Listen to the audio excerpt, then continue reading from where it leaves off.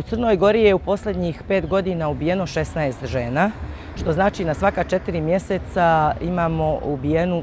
najmanje jednu ženu. I kad negdje pogledamo, recimo sa regionom, pa se govori o 20, 30, 50 ubijenih žena na godišnjem nivou, negdje se može steći utisak da to nije tako ozbiljan problem. Međutim, ako pogledamo, uporedimo broj ubijenih žena sa brojem stanovnika u Crnoj Gori, mi smo u vrhu u Evropi po broju ubijenih žena. Ono što je veliki problem kada govorimo o femicidima je činjenica da mi nakon svakog ubistva žena imamo situaciju da se prostim uvidom može vidjeti da su često se obraćale institucijama za pomoć, ali je izostala adekvatna reakcija i na kraju su bile ubijene. I mi i dalje nemamo situacije u kojima se nakon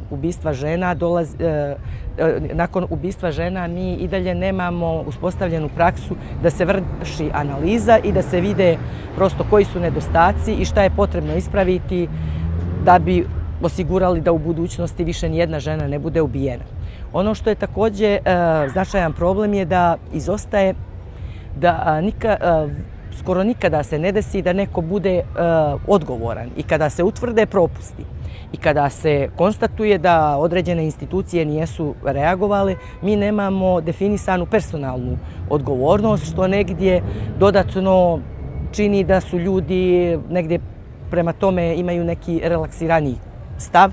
Prosto negdje znaju da neće snositi nikakvu odgovornost ako adekvatno ne reaguju, a suština je u stvari u onom segmentu koji se tiče analize rizika i procjene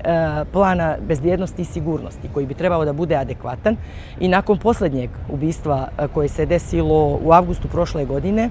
mi imamo situaciju da je žena koja je ubijena prijavljivala nasilje, da je imala izdate zaštitne mjere, zabrana približavanja i zabrana uznemiravanja i uhođenja. Međutim, nakon što su joj izdate zaštitne mjere, 20 dana kasnije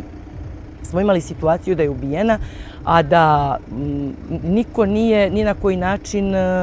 imao ni plan sigurnosti, ni analizu rizika, ali mi i dalje ne jesmo dobili odgovor ko je za to odgovoran i zašto prosto se nije desilo da neko za to odgovara.